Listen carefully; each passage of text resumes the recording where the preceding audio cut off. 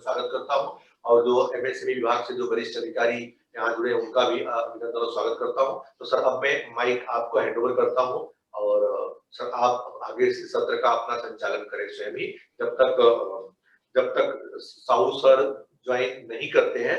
तो मैं गौरव जी से निवेदन करूंगा, गौरव जी आप जो है कार्यक्रम को इस तरह से आगे ले जाना है, आप कृपया उसको आगे बढ़ाएं। Excuse me, I think Dr. Dilpreet is not able to join here. No, he just now he joined. Oh, just now he joined. Yes, Okay, yes. fine. So good afternoon. आप सभी सुन पा रहे हैं मुझे? गौरव गोयल, एमएसएमई इंदौर जी। सर हम लोगों ने लॉगिन कर लिया, बस Sahu sir is ready to deliver the things, so as per schedule हम मूव करेंगे जी। सो मीनवाइल जो आज का हमने टॉपिक रखा है वो 3D टेक्नोलॉजी, जो कि आज की रिक्वायरमेंट है और फ्यूचर में एमएसएमईज के लिए बहुत स्कोप है, ये टॉपिक रखा गया है। और एमएसएमई हमेशा एडवांस टेक्नोलॉजी को सपोर्ट करने के लिए एमएसएमई डीआई इंदौर इस तरह के वेबिनार्स आयोजित करता रहता है और जीजेईपीसी का इसमें बहुत सपोर्ट मिला है इस वेबिनार को ऑर्गेनाइज करने के लिए। और आज हम हमारे CMERI के सीनियर साइंटिस्ट के द्वारा सीखेंगे कि कैसे हम 3D प्रिंटिंग टेक्नोलॉजी को अपनी day to day routine MSMEs की प्रोडक्शन में यूज करके अपनी जो प्रोडक्शन है उसको और एफिशिएंट कर सकते हैं, अपनी एफिशिएंसी बढ़ा सकते हैं और नए जो टेक्नोलॉजी है उसको अडॉप्ट करके अपने और मॉडर्नाइज तरीके से अपने प्रोडक्ट को ले सकते हैं। तो कार्यक्रम को आगे बढ़ाते हुए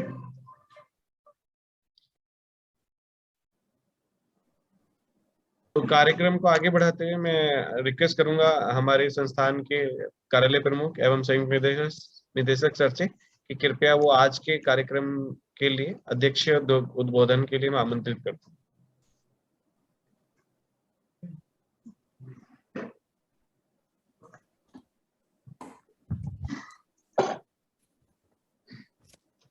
ठीक है, बुलाते हम आपको अटेंड करेंगे। साहू सर नमस्कार सर, वेलकम सर। नमस्कार भाई। सर बहुत लंबे समय के बाद में आपसे अभी आपको देखने को मिला, काफी समय पहले हम मिले थे इंदौर में। आपके यहाँ जब आए थे और हमारे लिए सौभाग्य की बात है कि आज आप सर यहाँ जुड़े हैं हमारे साथ में। हमारे एमएसएमई के जो कन्वीनर हैं मनीष भाई भी यहाँ बैठे हुए हैं।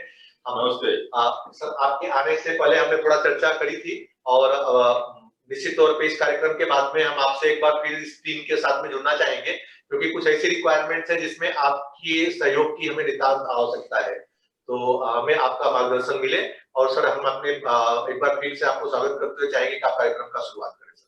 Thank you so much. It's my pleasure if I will come in your service. जो भी जब जैसी आवश्यकता हुई definitely I will associate with you. Thank you very much. First of all, good evening, good afternoon, everybody.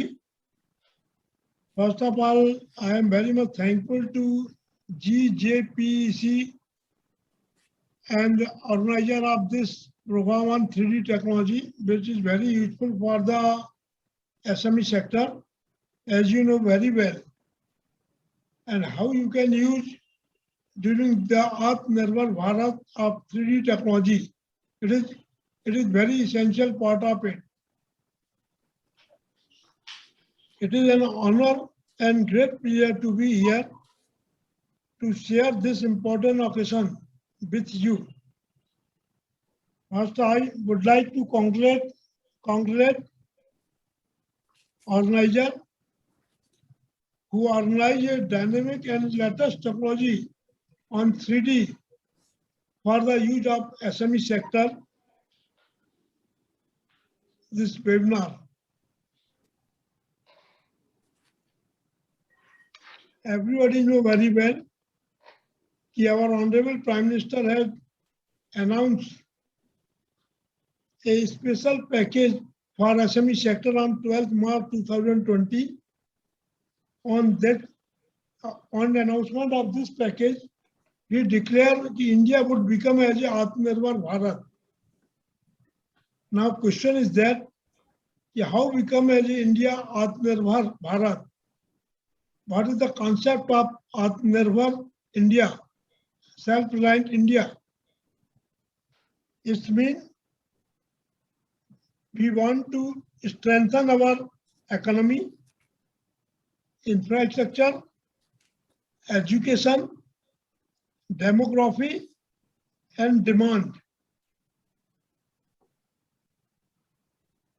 It also contains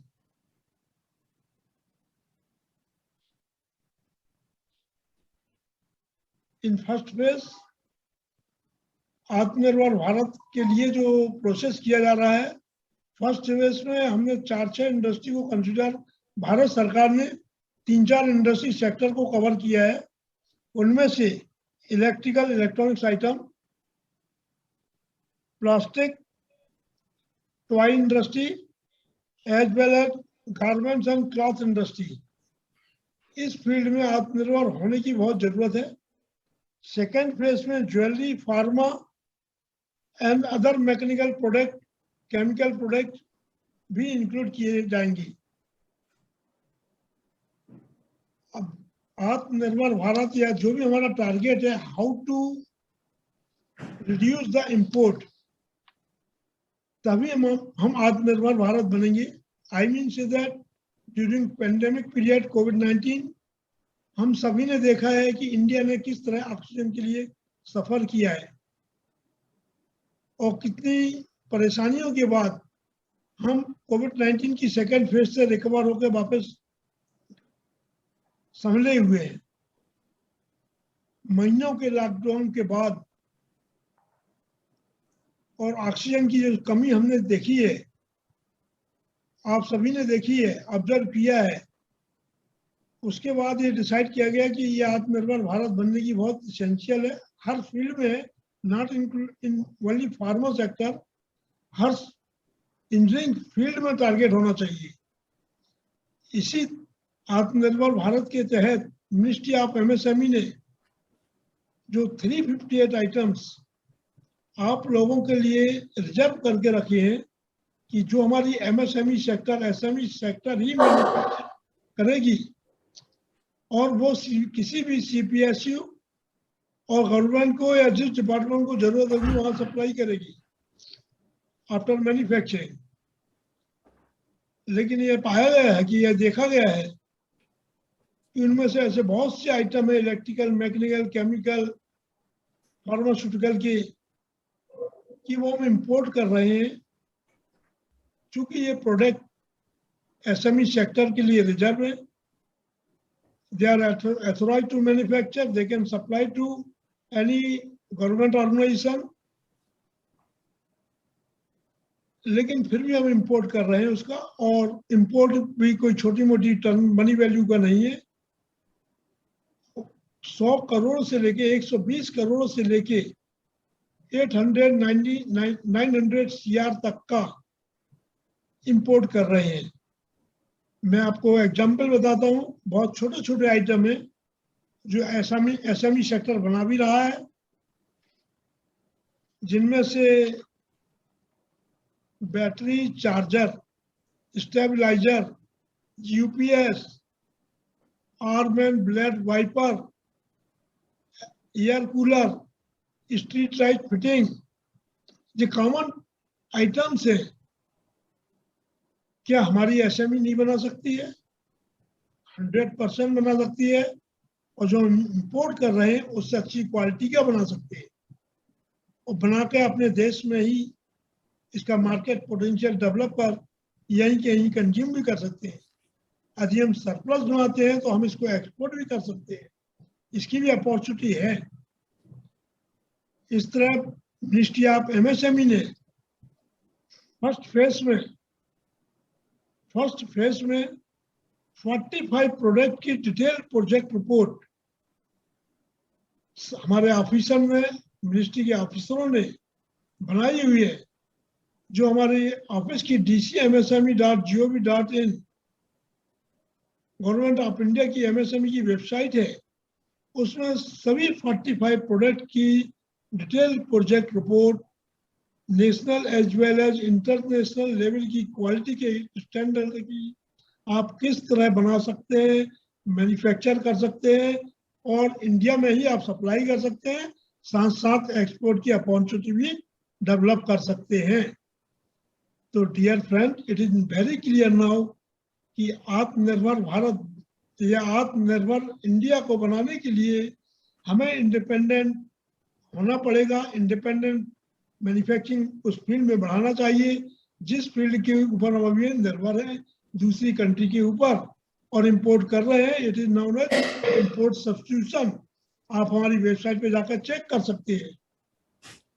इसी संदर्भ में हमारे ऑफिसर श्री गोयल और भी ऑफिसरों ने ऐसे नंबर ऑफ वेबिनार्स ड्यूरिंग कोविड-19 में ऑर्गेनाइज किए हैं जिसके तहत how to set up oxygen plant, oxygen concentrator, maintenance of ventilator, जो कोविड-19 में सफर किया था उस सब्जेक्ट को पिन आउट करते हुए including manufacturing of sanitiser, manufacturing of mask, जो छोटी छोटी सी चीजें भी हैं उन चीजों को भी इंक्लूड करके हम लोग ने एक अवेयरनेस लाए हैं लोगों में और काफी डिस्ट्रिक्ट्स में एमपी के, जिससे एमपी के बहुत से मोर देन 10 to 15 डिस्ट्रिक्ट आज की डेट में वहाँ ऑक्सीजन प्लांट सेटअप हो गया है। या तो वहाँ की हॉस्पिटल ने आईएमए के थ्रू या समवेयर गवर्नमेंट ऑर्गेनाइजेशन ने इनिशिएटिव लेके वहाँ ऑक्सीजन की उपलब्धता को बढ़ाया है, जिससे आने वाले थर्ड वेव या फोर्थ वेव जो भी सिचुएशन रहेगी हम इंडिया में ही उसको अपने स्टेट पे फेस कर सकें। मेरा यही व्यू है, आपका भी यही व्यू और विजन होना चाहिए कि हम इस फील्ड में आत्मनिर्भर अपना डिस्ट्रिक्ट को बनाएं, उसके बाद अपने प्रदेश को बनाएं, फिर इंडिया को बनाएं और जितना सरप्लस में है हम उसको एक्सपोर्ट करने की अपॉर्चुनिटी खोजें, जिसके लिए ministry of MSME export management development programme complete full 5 days का प्रोग्राम ऑर्गेनाइज करती है और 5 दिन में हम इतना आपको कॉम्पिटेंट कर देते हैं कि आईईसी कोड क्या है, डीजीएफटी में रजिस्ट्रेशन कैसा होगा, कैसे करना है, आपको किस तरह से डॉक्यूमेंटेशन एंड प्रोसीजर से एक्सपोर्ट किया जा सकता है और ईसीजीसी से किस तरह से फैसिलिटीज अपना इंश्योरेंस की कवर होता है, क्या फैसिलिटीज मिलती है, बैंक का क्या रोल होता है, एलओसी क्या होती है, सारी जानकारी इंक्लूडिंग किसी भी कंट्री में किस प्रोडक्ट की नीड है, आप वहाँ कैसे फुलफिल कर सकते हैं, कैसे वहाँ अपना प्रोडक्ट सेल कर सकते हैं, ये जानकारी 5 दिन में हम लोग आपको देते हैं। यदि जरूरत होगी और हमारे यहाँ सैंक्शन आएगा तो डेफिनेटली इस तरह के प्रोग्राम पिछले 2 साल में कम से कम 10 प्रोग्राम हमने किए और 300 एंटरप्रेन्योर के इंदौर के इस फील्ड में जानकारी हासिल करने के बाद उनका रजिस्ट्रेशन करवाकर और उनको मोटिवेट भी किया है कि आप अपने प्रोडक्ट को एक्सपोर्ट करें। वैसे भी एमपी में ओडीओपी स्कीम लागू हो चुकी है। हर डिस्ट्रिक्ट में एक प्रोडक्ट को आइडेंटिफाई किया गया है जो वहाँ का वायबल एंड फिजिबल प्रोडक्ट होगा और जिसकी अपॉर्चुनिटी डेवलप होगी और उसको एक्सपोर्ट ओरिएंटेड बनाया जाएगा।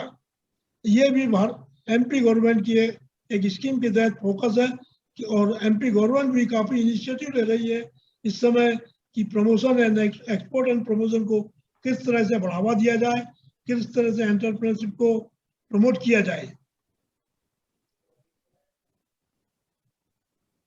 इसके साथ ही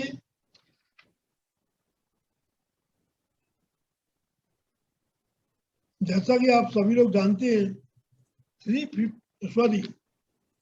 अभी भी इंडिया में एमएससी सेक्टर का एक्सपोर्ट का कंट्रीब्यूशन मोर देन 48% समथिंग है। ये कम नहीं है, ये बहुत ज़्यादा भी नहीं है।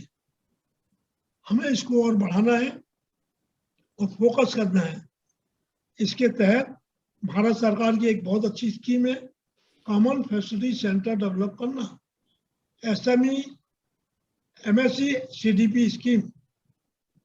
शायद आप लोग जानते हो, नहीं जानते तो मैं बहुत ब्रीफ में आपको इसको बताना चाहूँगा क्योंकि state government and ministry of MSME government of India का मेन फोकस है किस तरह से हम अपने प्रोडक्ट की को वैल्यू एडेड बनाएं, क्वालिटी अपग्रेड करें और कम कास्ट में अच्छा प्रोडक्ट बना के इंडिया में सर्व करें और फॉरेन कंट्री में भेजें। आप भी जानते हैं, मैं भी जानता हूँ, किसी भी एसएमई सेक्टर की इतनी ताकत नहीं होती कि 2 करोड़ का या 3 करोड़ की कोई मशीनरी अपने प्लांट में लगा के उससे मैन्युफैक्चरिंग करे। It is very difficult task to solve this problem कि एसएमई इतना इन्वेस्टमेंट नहीं कर सकती है। भारत सरकार की एक सीडीपी स्कीम है, cluster development programme. Under this scheme हम ministry of MSME government of India एक 20 करोड़ की स्कीम हमारी जो है क्लस्टर डेवलपमेंट की है। 90% कंट्रीब्यूशन मिनिस्ट्री ऑफ एमएसएमई का रहता है, 10% स्टेक होल्डर यूनिट वालों का रहता है। मिनिमम 20 लोगों को यूनिट का ग्रुप होना चाहिए जो स्पेशल पर्पज व्हीकल कॉन्स्टिट्यूट होगा, सेक्शन 8 में होगा, नो प्रॉफिट नो लॉस उसको रन करना होगा। 20 से ज्यादा भी मेंबर हो सकते हैं, 25, 30 member, 50 member, 100 member, 200 member, is not a problem. जितने ज्यादा मेंबर रहेंगे स्टेक होल्डर का कंट्रीब्यूशन उतना प्रोपोर्शन में कम हो जाएगा। फर्दर जमीन आपको एक रीजनेबल रेट पे स्टेट गवर्नमेंट से 2.5 एकड़ 3 एकड़ जितनी जगह रखती है कॉमन फैसिलिटी सेंटर को डेवलप करने के लिए हमारी ड्यूटी है, और जो हमारे एसपी भी बनेगी मेंबर रहेंगे उनको कोऑर्डिनेट करके अपन स्टेट गवर्नमेंट से जमीन मिल जाती है। It is not a difficult task. वर्तमान में हमारा एक कॉमन फैसिलिटी सेंटर प्लास्टिक का उज्जैन में सेटअप हो गया है, जहां 7 to 8 करोड़ की मशीन पिछले महीने ही परचेस आ चुकी है, ऑर्डर हो चुका है, मशीन रिसीव हो गई है, इंस्टॉलेशन होगा, उसके बाद वो प्रोसेसिंग में हो जाएगा। भोपाल में भी हमारा एक क्लस्टर डेवलप हो रहा है, engineering cluster Govindpura industrial area में। जबलपुर में मिष्ठान एंड नमकीन का क्लस्टर के लिए लैंड अलॉट हो गई है 2.5 एकड़। इस तरह हमारे और भी फार्मा क्लस्टर इंदौर में, या toys cluster, leather toys cluster Indore का, बैतूल का गुड़ का क्लस्टर है, जैगरी का, नरसिंहपुर में जैगरी का है। These are the under process. Constitution of SPB चल रहा है। 90% यदि एसएमई यूनिट है तो 90% grant, one time grant ministry of MSME government of India से आपको मिलेगी। उस कॉमन फैसिलिटी सेंटर में आपको 3-4 चीज डेवलप करना है। आप टेस्टिंग के लिए इक्विपमेंट परचेस कर सकते हैं, जो कोई भी आपका एंटरप्रेन्योर, स्टेक होल्डर, इंडस्ट्री वाला उस फैसिलिटी को अवेल कर सकता है। एक मिनिमम चार्ज आपको डिसाइड करना है किस यूनिट से कितना पैसा लिया जाए किस टेस्ट के, क्वालिटी अपग्रेडेशन के लिए, ठीक है। टूल रूम बना सकते हैं। आपको लगता है कि हमें डाई की जरूरत पड़ती है, आप टूल रूम डाई बनवाइए, वहाँ एक्सपर्ट रखिए अपने यहाँ उनको, और डाई के थ्रू जो भी एसएमई की रिक्वायरमेंट है उसको फुलफिल करिए। आप ट्रेनिंग प्रोवाइड कर सकते हैं स्टूडेंट को फॉर द एंटरप्रेन्योरशिप के लिए। जितनी भी सीएनसी मशीन, चाहे lathe machine, wire cut machine, milling machine, जो भी मशीन आपको चाहिए as per your need and requirement for quality upgradation, testing, training, tool room as well as packaging. आप किसी भी प्रोडक्ट को पैकेजिंग में जब तक अच्छी नहीं होगी, एक्सपोर्ट करने में काफी दिक्कत आएगी, तो एक्सपोर्ट लेवल की पैकेजिंग की भी फैसिलिटीज आप कॉमन फैसिलिटी सेंटर में डेवलप कर सकते हैं। करनाल में हमने स्पेशली एक पैकेजिंग के ऊपर क्लस्टर डेवलप किया है। पूना में ऑटो कंपोनेंट्स का है, और साउथ में तो ऐसे बहुत से 25 कॉमन फैसिलिटी सेंटर डेवलप हुए। एग्री वुडन फर्नीचर का क्लस्टर है केरला में। नंबर ऑफ क्लस्टर है, you can see on our website, more than 300 cluster is ongoing India, जिन्होंने 18-20 करोड़ 15 करोड़ रुपए लेके एक सेटअप किया है, और सारी इंडस्ट्री वाले उस फैसिलिटी को अवेल कर रहे हैं। किसी भी तरह का आपको डाउट है तो you are welcome to my office, या आप मुझे बुला लीजिए, मैं अपनी टीम के साथ आपके पास आऊंगा और इस स्कीम की विस्तृत जानकारी, डिटेल जानकारी विद प्रेजेंटेशन के साथ आप लोगों के साथ शेयर करूंगा। क्योंकि हमारा कॉन्सेप्ट था कि ज्वेलरी के ऊपर भी हमें एक कॉमन फैसिलिटी सेंटर डेवलप करें, और जबलपुर में एसोसिएशन से बात भी चल रही थी। ड्यूटी लैंड काफी आउटर साइड मिल रही थी और सिटी के अंदर अवेलेबल नहीं थी, इसलिए वो थोड़ा पेंडिंग हो गया है। लेकिन और दूसरी जगह इंडस्ट्रियल एरिया जहाँ सिटी के अंदर है, यदि जगह अवेलेबल है तो वहां पे इस तरह के क्लस्टर डेवलप हो सकते हैं। इसके साथ ही भारत सरकार की और भी स्कीमें हैं। हाँ, मैं एक चीज और शेयर करना चाहूंगा कि ऑक्सीजन की कमी को फुलफिल करने के लिए आप मिनिमम 10 लोग पेशेंट का ऑक्सीजन रिक्वायरमेंट क्या होती है और उसका कितना इन्वेस्टमेंट होगा, 50 का, 40 का या 200 का, जितने पेशेंट होंगे उसके प्रोपोर्शन में अपना oxygen setup, how to manufacturing oxygen plant लगा सकते हैं। किसी भी हॉस्पिटल से टाइप कर सकते हैं, एज ए सर्विस प्रोवाइडर उनसे काम ले सकते हैं कि आप मंथली चार्ज पर उनको ऑक्सीजन दे के, क्योंकि उनकी रेगुलर नीड है, इस प्रोफेशन को आगे बढ़ा सकते हैं और कर सकते हैं एज ए सर्विस प्रोवाइडर। इसके साथ ही भारत सरकार की public procurement policy, it is very popular scheme for the benefit of SME sector. Under this scheme जो 358 आइटम है वो रिजर्व है फॉर द SME सेक्टर को मैन्युफैक्चर करने के लिए, और वो ही किसी को सप्लाई करते हैं। इसमें 25% annual requirement of raw material of any CPSU as well as ministry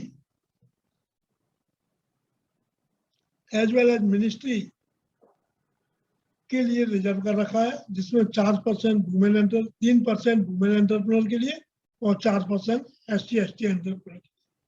further supply करने के बाद आप किसी भी CPSU की वेबसाइट पे जाके आप उनको आप एज ए वेंडर रजिस्ट्रेशन करवा सकते हैं, और उनकी साल भर की रिक्वायरमेंट क्या है, आपका प्रोडक्ट मैच होता है तो आप उसको सप्लाई कर सकते हैं।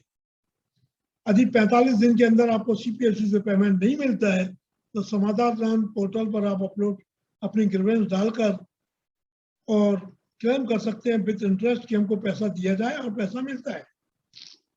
डियर फ्रेंड्स, स्कीम तो बहुत है, आप हमारी वेबसाइट पे जाइए, देखिए, और उसमें 15 से 20 स्कीम ऐसी हैं जो सारी SME के लिए है।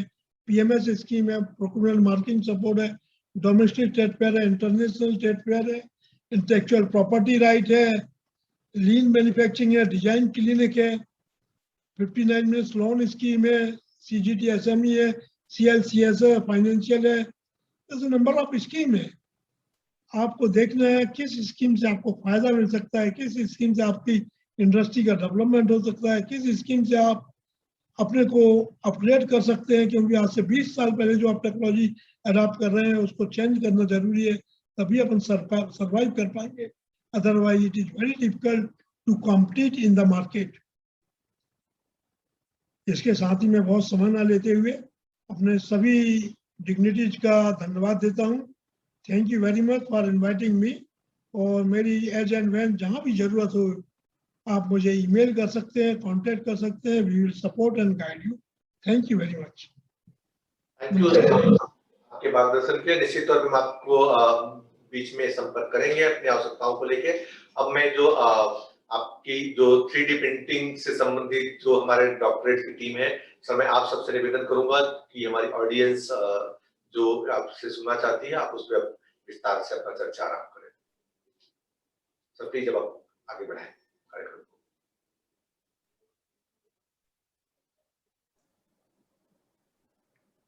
सर अनम्यूट कर लीजिए आप, आपकी आवाज नहीं आ रही। हाँ सर आवाज आ रही है। हाँ, so good afternoon everybody. Actually my audience is demanding for Hindi, but unfortunately I'm not used to in Hindi, but please permit me for speaking in English, okay? Sorry for that one. So as Mr. Sahu is thanks to him, they're so informative. Actually I am in business development group from CMERI and a little bit aware of this scheme and those things. Also I'm handling those things periodically, and it is a really good opportunity to present ourselves and our technology. It is a first of all I just introduce myself and my institute. It is a CSR, under CSR, Council of Scientific and Industrial Research. CMERI is one of them. Total institute actually all over India is 37. Okay, under CSR, and CMERI is a specially mechanical research institute, a very hardcore mechanical research we are doing. And I am very much proud to say that this is one of the state-of-art facilities, mechanical related facilities, not only equipment, but also very good manpower. 117 scientists altogether we are having. So I also having the experience with private also, but if you see in a gross manner, it's a fantastic manpower. It's very important to for any kinds of R&D activities, and equipment also is very good. Only thing is that we are in because of it is not near to, it is near to Calcutta, but not in Calcutta like Bombay, Madras, like that. This is only we are facing problem because it is a little bit out from the metropolitan cities. But apart from this, it is a very good facility, and mechanical wise, any kinds of R&D related work we are doing fantastic way. And so far the technology we have developed, basically Swaraj tractor. Have you heard that the Swaraj tractor? And it is developed by CMERI. It is a really very good information for you. And apart from this, I don't take any major time. So another a lot of technology in between we have developed. Out of this, it is a oxygen enrichment unit. It is already we have developed oxygen. Already we have transferred technology. Many at least 13 numbers of technology already transferred, and water related technology, that is iron removal plant and arsenic fluoride. Also we have developed and already technology transferred near about more than 30, and it is very much popular in Jharkhand, Bihar, and Assam, like that. And it is, our site is cmeri.trace.in. It is, everything is there. So anyone want to pursue those things, any technology like that, so you can go through it. And also I am readily available all the time. You can contact me for any kinds of information regarding the research related, for product development, or any kinds of mechanical related. And so today's topics, Dr. Dilpreet Singh and Dr. Monidutta Mukherjee, they are very much expert and new, very enthusiastic scientists, and they are doing this 3D printing as well as metal as well as plastic. So they will give the very useful information regarding this jewelry as well as other industry. Please. Thank you, sir. Thank you, sir.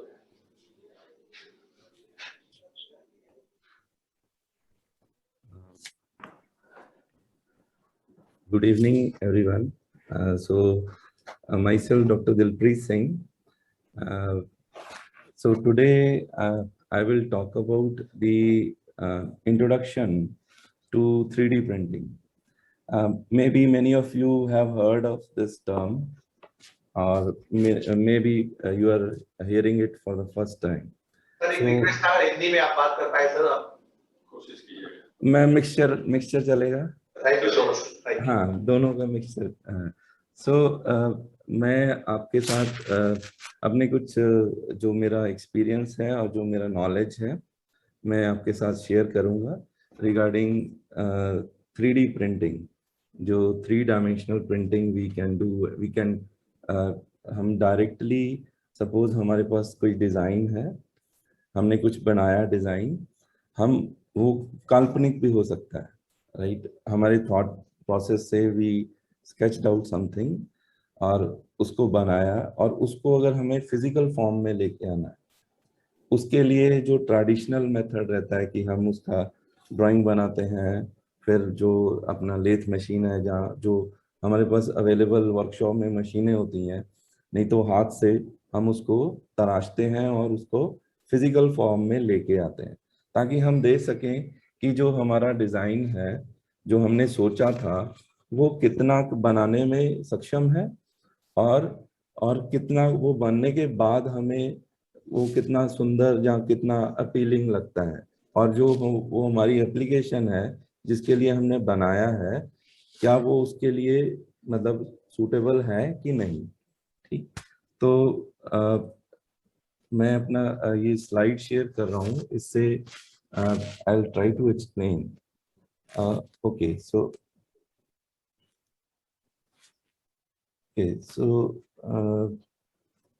let me share the yes, PowerPoint presentation. Okay. So my introduction is I'm working as a senior scientist in CMERI Durgapur, और यहाँ पे mostly मैं काम कर रहा हूँ related to 3D printing and rapid prototyping technologies पे। तो यहाँ पे मैंने एक नया शब्द बोला है, रैपिड प्रोटोटाइपिंग, कि rapid prototyping and 3D printing, ये नाम मतलब सिमिलर है। क्यों सिमिलर है ये हम देखेंगे इस प्रेजेंटेशन में, कि क्या सिमिलरिटीज हैं इसमें। ओके, तो सबसे पहले हम क्या डिस्कस करेंगे इस प्रेजेंटेशन में, what is 3D printing, 3D printing क्या होता है असली मायनों में, एंड जो इससे पार्ट बनते हैं वो कहाँ पे यूज होंगे वो देखेंगे, एंड नॉर्मल जनरल प्रोसेस क्या होता है अगर हमें 3D प्रिंटिंग से कुछ, अगर कोई प्रोटोटाइप या कुछ डिजाइन को फिजिकल शेप देना है, उसका क्या प्रोसेस क्या है वो हम समझेंगे। और उसके बाद इसके बेनिफिट्स क्या हैं, प्रोसेस समझने के बाद हम उसके लाभ जानेंगे कि क्या उससे हमें फायदे होंगे, एंड क्या टेक्नोलॉजीज हैं, पॉपुलर टेक्नोलॉजीज, और हम किस टेक्नोलॉजी में डील करते हैं, राइट। तो वो हम समझेंगे। एंड देन एप्लीकेशंस क्या है, मतलब जो 3D प्रिंटिंग टेक्नोलॉजी है ये हम किन सेक्टर्स में इसको यूज कर सकते हैं, और उसमें क्या क्या चीज़ों पे हम यूज कर सकते हैं। तो how this technology will help in different sectors, that we will try to understand. And then एक एग्जांपल के लिए मैं ज्वेलरी सेक्टर में डिस्कस करूंगा, बिकॉज आई वाज टोल्ड कि जो ऑडियंस होगा वो majorly they will be from jewellery sector, तो उसको हम थोड़ा सा विस्तार से जानेंगे कैसे है।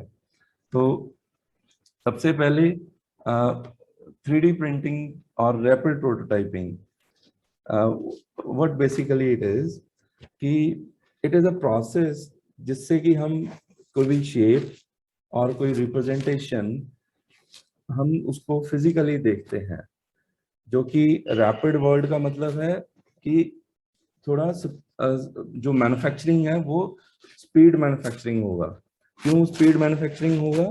क्योंकि ये टेक्नोलॉजी हमें जो हमारा डिजाइन है उसको डायरेक्टली फॉर्म करती है एक फिजिकल शेप में, जिसमें कि हमें नंबर ऑफ प्रोसेसेस नहीं करने पड़ते। फॉर एग्जांपल कि मेरा कन्वेंशनल अगर प्रोटोटाइप मुझे बनाना है, मैं उसको एक पर्टिकुलर मटेरियल लूंगा, देन उसको मैं तराशूंगा, मतलब समवेयर मैं मटेरियल रिमूव करूंगा, उसके लिए डिफरेंट प्रोसेसेस को यूज करूंगा, एंड देन उसको फिनिशिंग करूंगा, एंड देन वो कोई शेप मुझे दिखने लायक होगी, राइट। तो इसमें we are not removing the material, हम इसमें जो टेक्नोलॉजी है we are adding the material to form a shape. Okay, तो that will help us in the rapid visualisation of the prototype. तो इसलिए इसको रैपिड प्रोटोटाइपिंग बोलते हैं कि कंपेयर टू कन्वेंशनल मीन, जो हमारे जो पहले से चलते आ रहे हैं तरीके, उससे हमें काफी जल्द समय में, कम समय में हमें पार्ट जो हम बनाना चाह रहे हैं वो हमें मिल जाता है, right. So that is what it is mean by rapid prototyping. So 3D printing and rapid prototyping both are related terms. Just where you are using वो वहां से डिपेंड करता है कि आप कौन सा शब्द चूज करेंगे। Now जो ये पार्ट्स होते हैं ये कहाँ पे यूज होंगे? मैंने अगर कुछ बनाया 3D प्रिंटिंग या रैपिड प्रोटोटाइपिंग से, वो उसका क्या यूसेज है, उसको समझेंगे हम। तो सो इन डिजाइन प्रोसेस पहले एज आई टोल्ड कि हमारा कोई आइडिया है that we form into some design, कुछ उसका मन में और पेपर पे और जहाँ पे कोई कंप्यूटर सॉफ्टवेयर में हमने कोई डिजाइन बनाया। अब वो डिजाइन कितना फिजिबल है, समटाइम्स हम काल्पनिक भी बनाते हैं which is not feasible to manufacture in the actual condition. वो डिफिकल्ट होता है, उसका कॉस्ट बहुत बढ़ जाएगा, जहाँ हमारे पास उसको करने के लिए मशीन नहीं है, जहाँ फिर वो मटेरियल नहीं है, राइट। तो design can be computerised design और कोई पेपर पे भी हो सकता है। अब अगर मुझे उसका विजुअलाइजेशन करना है कि मुझे टच एंड फील करना है उसको, डिजाइन को, कि बनने के बाद ये कैसा दिखेगा, राइट, तो वो मैं इसमें कर सकता हूँ 3D प्रिंटिंग में। ये एक पिक्चर है, आप you can see we can physically touch and feel the design. तो उसमें एक विजुअलाइजेशन हमारे में आता है कि डिजाइन कितना इफेक्टिव है और क्या इसमें इम्प्रूवमेंट्स हमें चाहिए। सेकंड है कि engineering analysis and planning.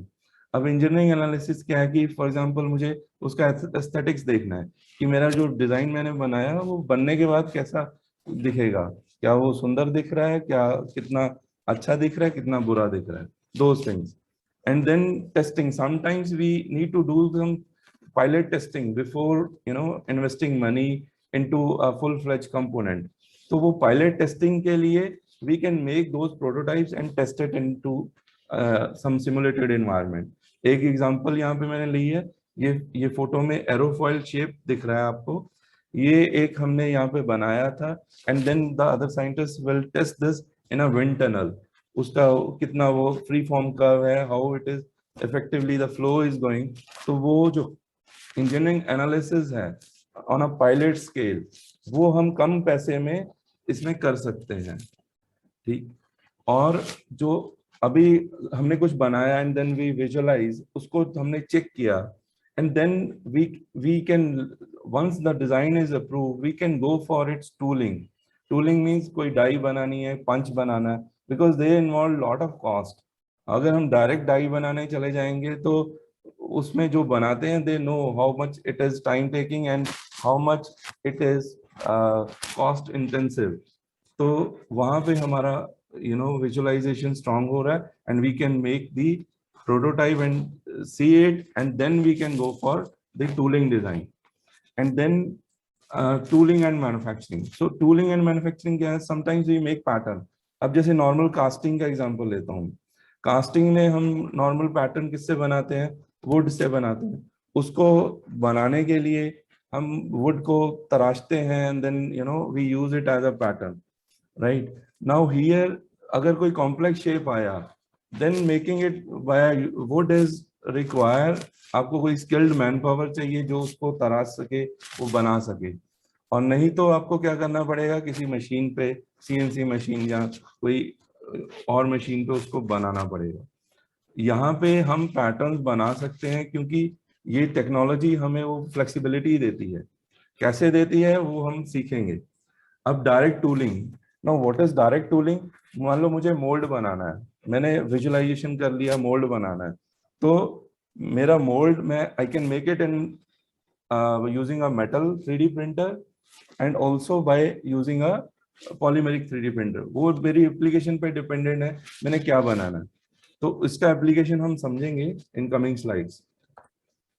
Now comes to the general process of 3D printing, कैसे स्टार्ट होता है, like how do we do इस 3D प्रिंटिंग को करने के लिए। अब ये तो हमने जान लिया कि इसमें हमें कोई प्रोटोटाइप, फिजिकल प्रोटोटाइप मिलेगा।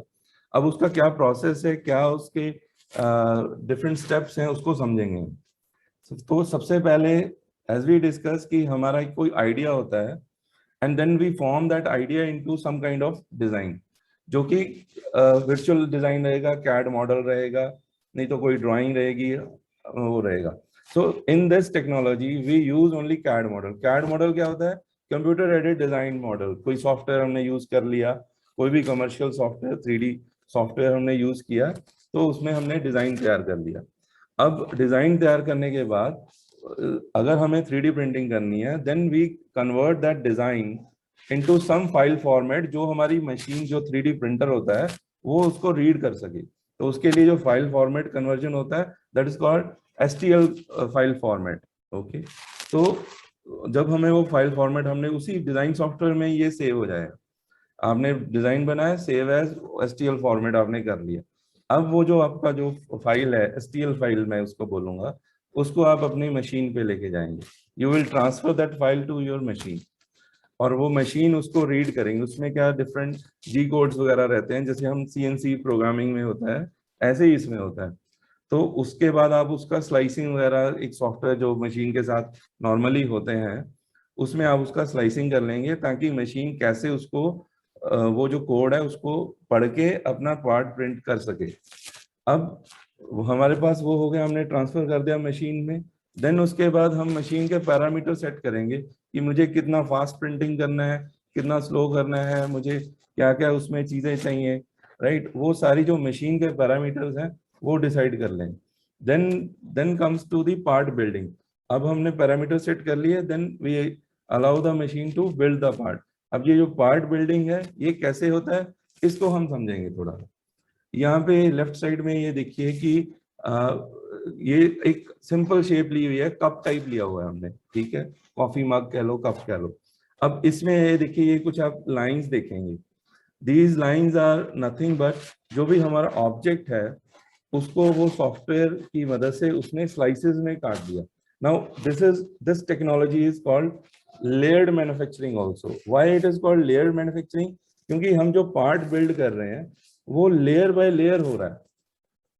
हर फेज में हम लेयर बाय लेयर उसको डिपॉजिट कर रहे हैं। कोई भी मटेरियल, पॉलीमर मेटल है, but technology is manufacturing through layer by layer fashion. Now we see this top cup. यहाँ पे हम देख रहे हैं कि हमें जो ये लेयर्स हैं, लाइंस दिख रही हैं, ये काफी विजिबल है, राइट। सो इस लाइन को मैं बोलता हूँ लेयर थिकनेस। मैं ये लेयर थिकनेस इसमें वेरी करा सकता हूँ depending upon my technology, depending upon मेरी रिक्वायरमेंट क्या है कि मुझे पार्ट को कैसा दिखने में चाहिए। I can change this layer thickness. Now you can see this cup down, you can see very fine lines are there. तो यहाँ पे मैंने जो लेयर थिकनेस उसको कम कर दिया। अब यहाँ पे एक चीज और समझेंगे कि ये जो कप है इसका जो पकड़ने वाला हैंडल है, ये देखिए ये एयर में है।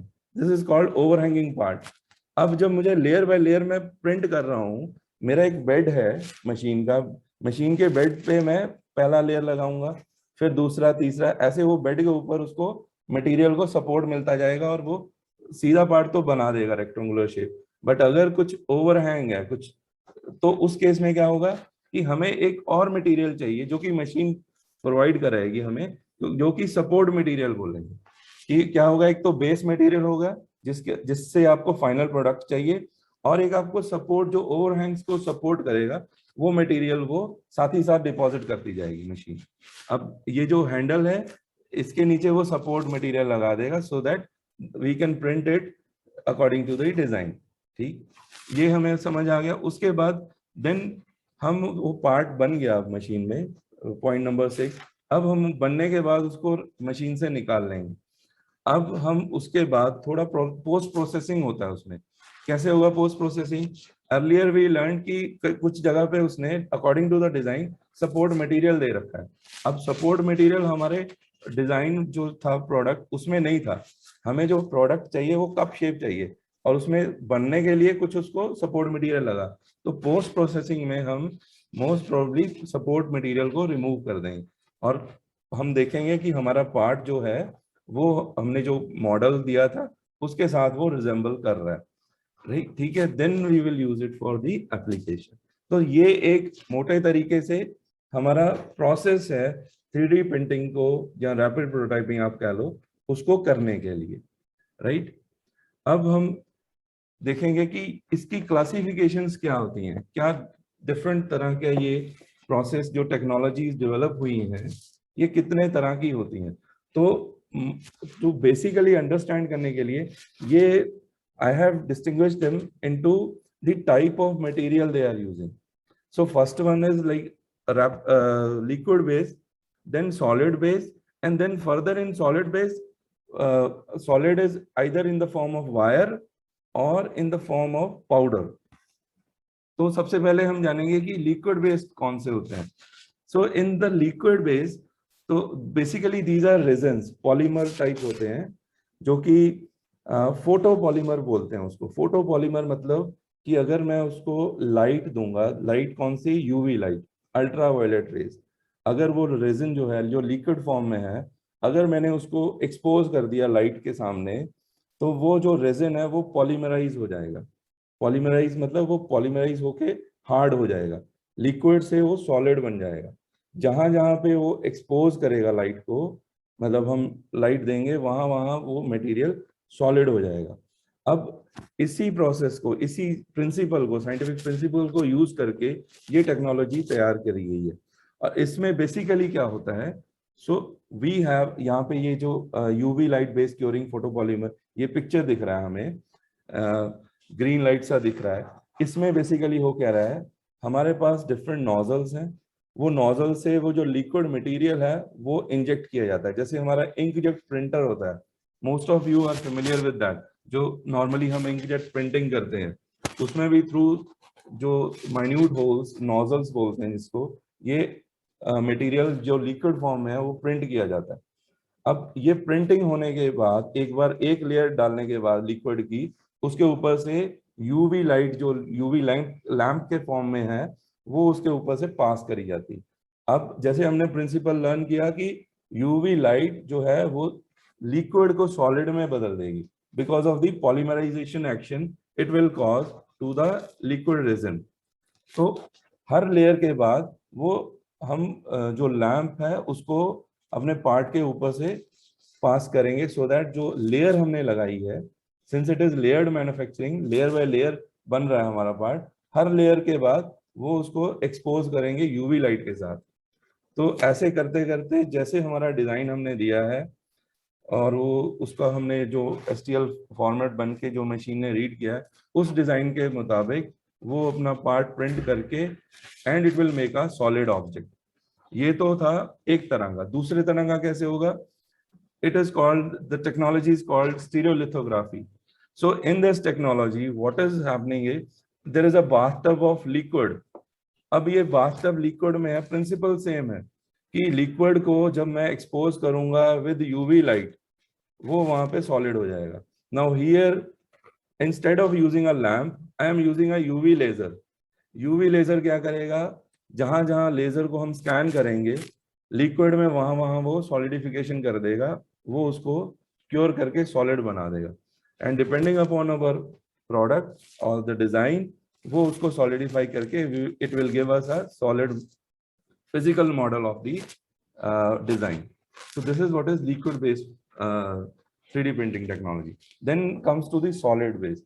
ये सॉलिड बेस्ड वाली, it is very popular nowadays because of the economy it offers. इसमें क्या होता है, एक फिलामेंट होता है पॉलीमर का, that filament is pass through a extruder. तो अब ये एक्सट्रूडर क्या होता है, एक नोजल टाइप हम मान लेते हैं विद अ सिलेंड्रिकल बैरल, जिसमें की हीटर लगे होते हैं.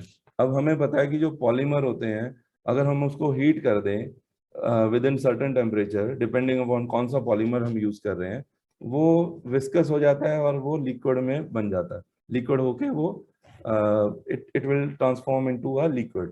अब यहाँ पे ये लिक्विड नहीं बनाते, ये क्या करते हैं, सेमी सॉलिड रखते हैं.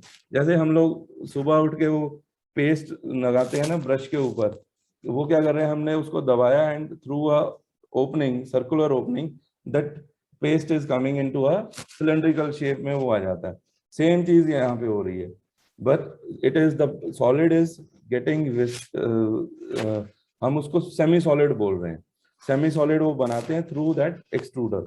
अब वो जैसे ही वो सेमी सॉलिड हुआ, and then we are depositing layer by layer and we are making a part. तो ये this technology is in general it is called fused filament fabrication, because जो आपका फिलामेंट है उसका हम फ्यूजन कर रहे हैं layer by layer, and then we are making a part out of it. Okay, and then comes to the powder based technology. In powder based technology, we have a bed of powder and then we have a laser. ये जो laser होती है, ये normally जो लोग जानते हैं laser के बारे में, CO2 लेजर होती है, गैस लेजर होती है, जिसका वेवलेंथ कुछ 10.4 माइक्रोमीटर रहता है। ये पर्टिकुलर वेवलेंथ जो है, जो पॉलीमर है, वो जब उसके ऊपर डालते हैं, सॉलिड जो पाउडर के ऊपर डालेंगे, वो उस लेजर लाइट को अब्जॉर्ब कर लेता है। एंड अब्जॉर्ब के बाद क्या होगा कि वो हीट अप हो जाएगा। अब now it is surrounded by other powder particles. वो जो हीटेड पार्टिकल्स हैं, अब वो गर्म होके आपस में कंसोलिडेट हो जाएंगे, तो वो एक सॉलिड बन जाएगा। That process we call it as sintering process, because we are not melting the powder, we are just heating it up so that it can combine with the adjacent powder particles. So वहाँ पे हम through a laser which is focusing on a powder bed, we are able to make a solid out of it. वो भी layer by layer, हर एक layer powder की बिछाने के बाद हम laser scan करते हैं उसके ऊपर, वो उतना powder जो है center हो जाता है, again one more layer and then again scanning of the laser. तो ऐसे कर करके हम layer by layer we form a 3D object with this technology, right. तो ये मोटे तौर पे you know all that there are many more technologies and still this area is developing even a very faster rate. Every day some or the other new technology is coming, but these are the basic technologies जो कि हमें idea दे देंगी कि हो क्या रहा है इसमें, right? Now we understand the technology, right? Now application areas, कहाँ इस टेक्नोलॉजी का हम यूज कर सकते हैं वो देखेंगे। सबसे पहले इसमें मैंने डाला कि मेडिकल टेक्नोलॉजी। अब मेडिकल में कैसे करेंगे? मेडिकल में आप देखिए कि there is a lot of need of customisation कैसे सभी का लाइक अब यहाँ पे first application we are taken hearing aids. अब सबके कान का लाइक डिफरेंस, साइज का कुछ डिफरेंस रहेगा, किसी का कान बड़ा किसी का छोटा। अगर मुझे पेशेंट स्पेसिफिक बनाना ही है कोई चीज, आई can make it faster only by using this technology.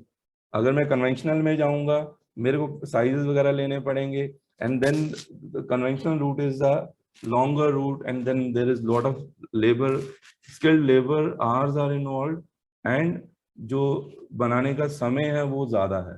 But as compare to 3D printing, मैं एक MR का स्कैन लूंगा, MRI जो बोलते हैं, और उससे I will get the sizes, और CT स्कैन लूंगा, उससे मुझे ईयर का साइजेस मिल जाएंगे। वो साइजेस लेके I can design any hearing aid और any other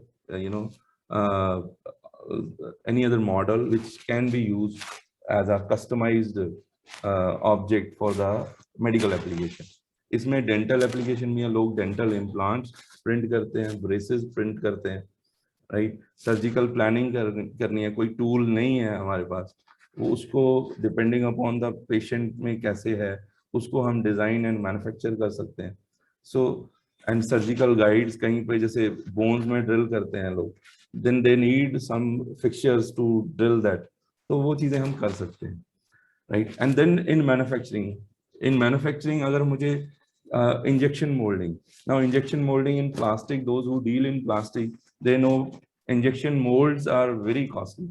So let's say if I have a batch type production, मुझे कोई 50 से 100 component का मुझे batch निकालना है, and for that if I go for metallic mold, it is going to cost me a lot.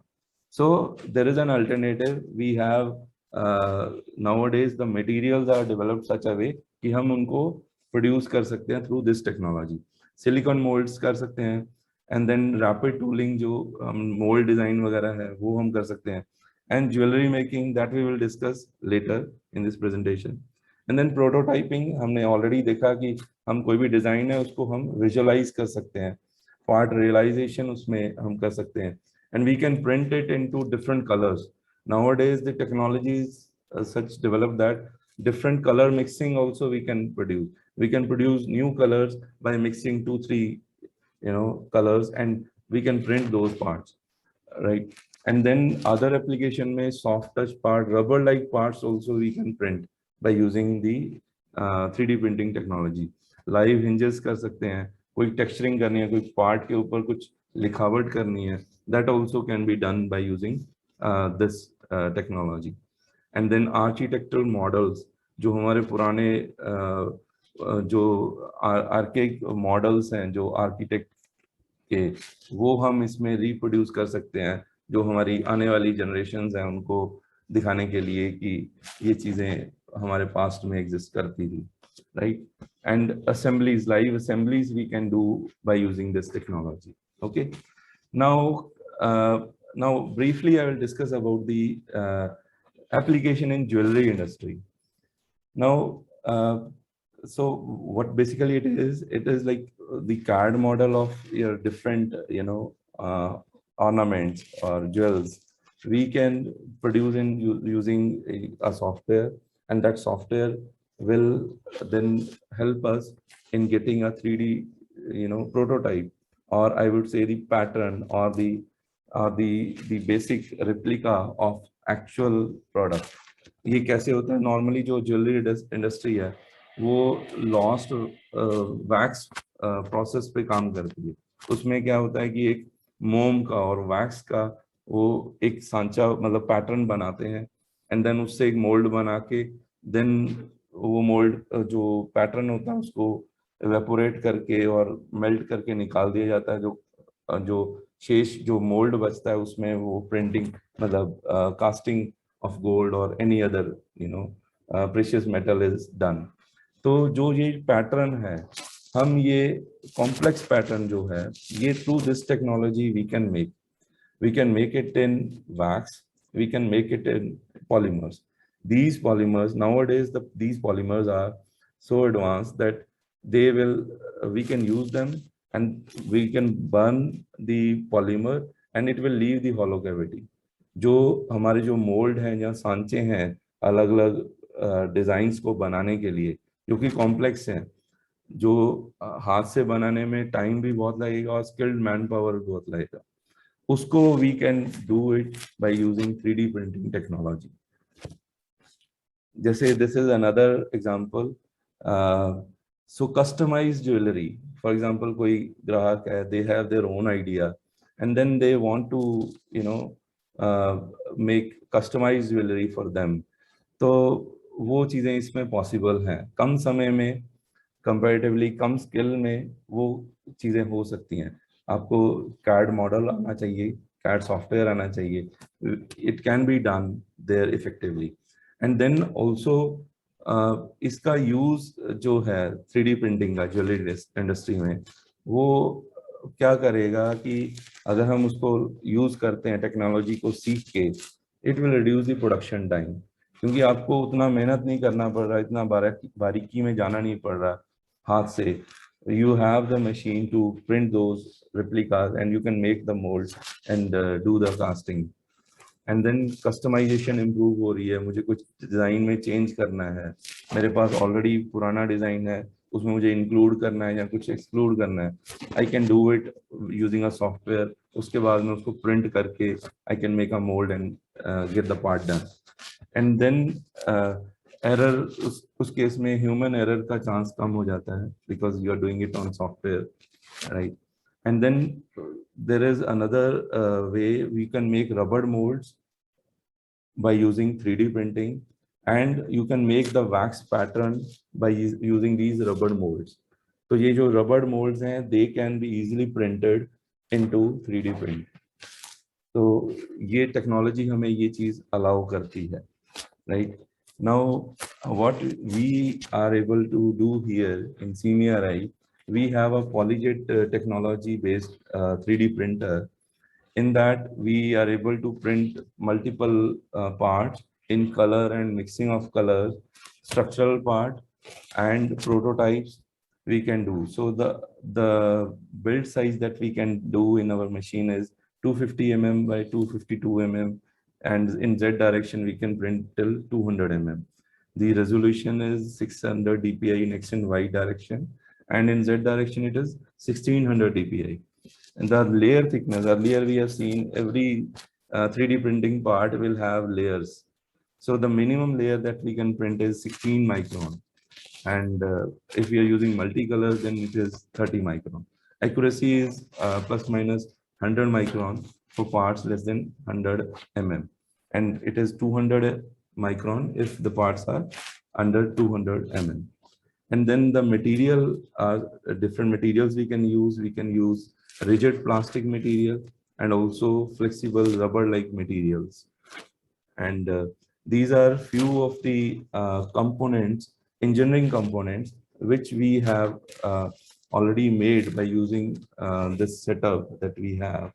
So as we can see, there are structural components, and then there are sophisticated design component, and there are colored components. So these are the capabilities of printing we possess.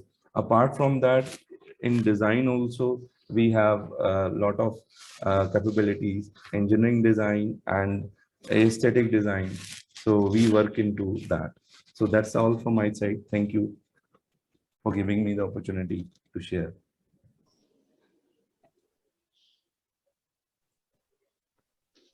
Thank you so much, Dilpreet ji. Thank you, sir.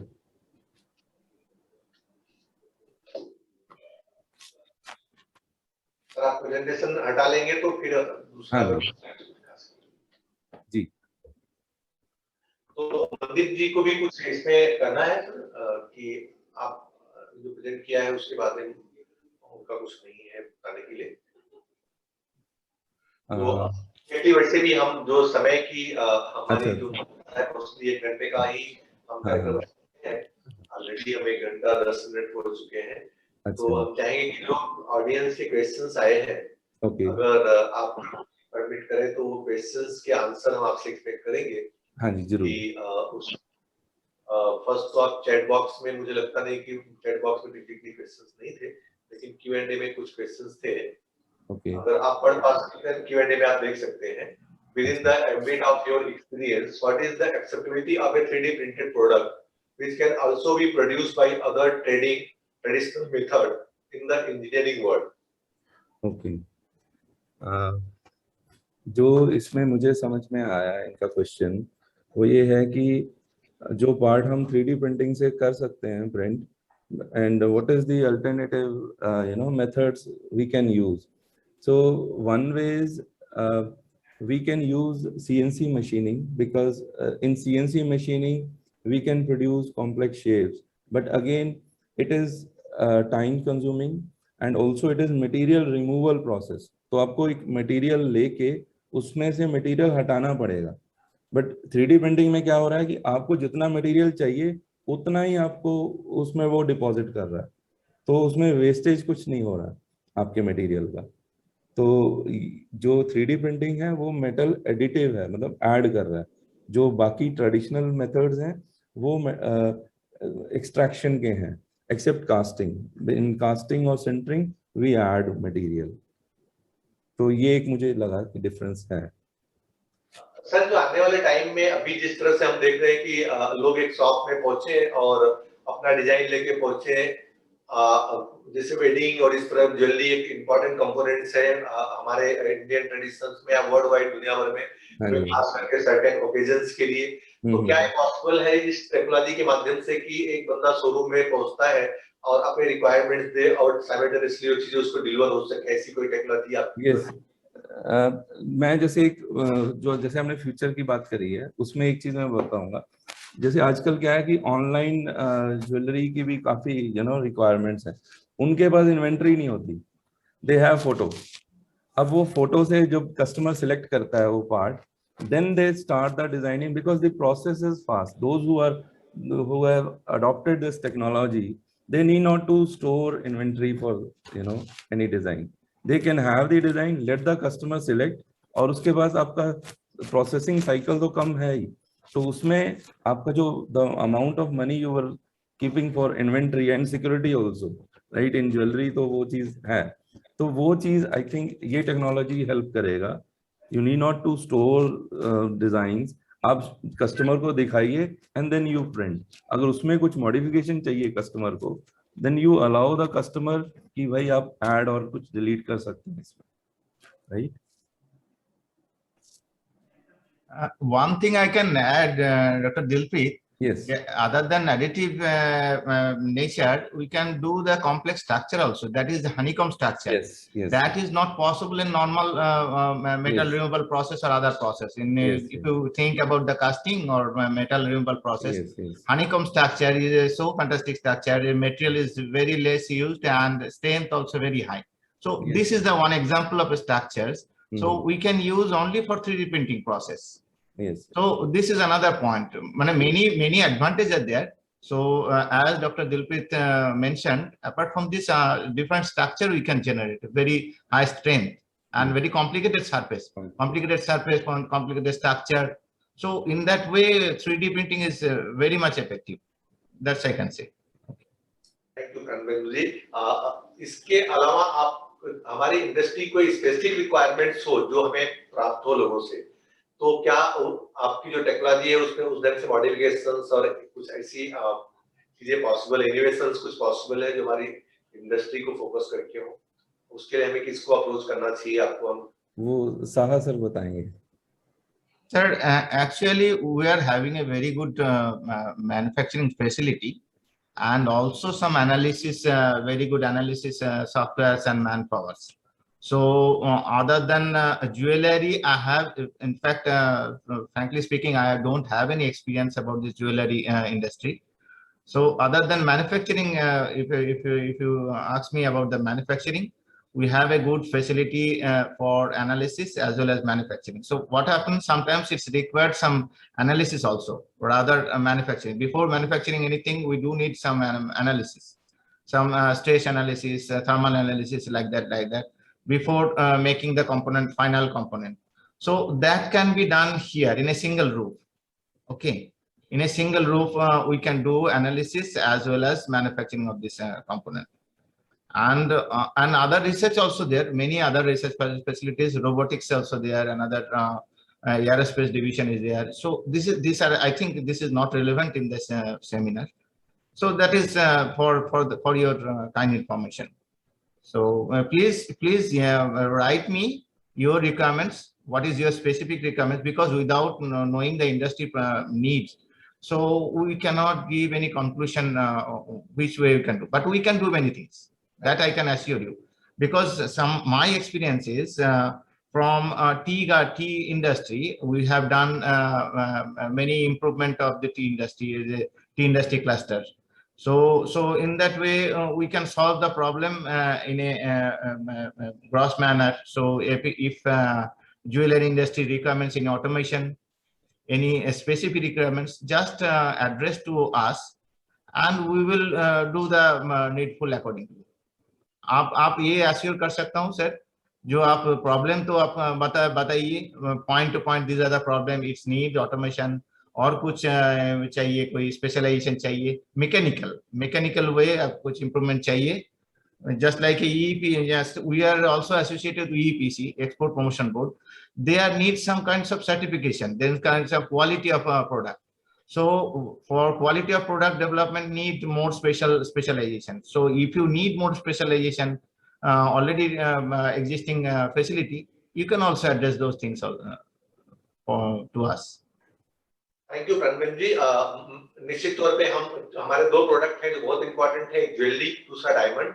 तो हम निश्चित तौर पे जो इस field के experts और जो इस फील्ड में एग्जैक्टली मैन्युफैक्चरिंग में काम कर रहे हैं, उनके साथ आने वाले टाइम में हम एक छोटा सा मीटिंग आपके साथ में, आपकी टीम के साथ में करना चाहेंगे, और जिससे उनके इनपुट सीधे मिले और उसके बेसिस पे हम कुछ और बेटर चीजें अपनी इंडस्ट्री को दे सके। तो एक बार फिर से मैं साहू सर का और आप सभी टीम मेंबर्स का, जिन्होंने हमें काफी समय देते हुए, लगभग सवा घंटा से अधिक समय से हमारा मार्गदर्शन किया, हमारे इंडस्ट्री के लोग जो जुड़े हैं उनको भी धन्यवाद देते हुए मैं एक बार फिर से आप सबसे मिलने का आश्वासन चाहूंगा, और हम अब इस कार्यक्रम को अब समापन करने जाते हैं। मैं DJEPC की तरफ से मिथिलेश पांडे, हमारी कलीग मिनाली, हम एक बार पुनः आप सभी का हार्दिक स्वागत, अभिनंदन। Thank you. नमस्ते। Thank you. नमस्ते।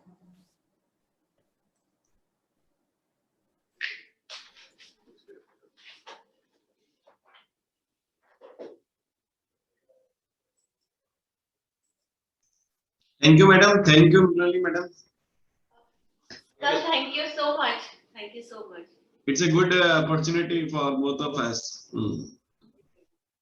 आपसे फर्स्ट टाइम हमने इंटरेक्शन किया, next time we will definitely do something great. Sure, sir. Sure. Thank you Gaurav ji, thank you so much. जी सर.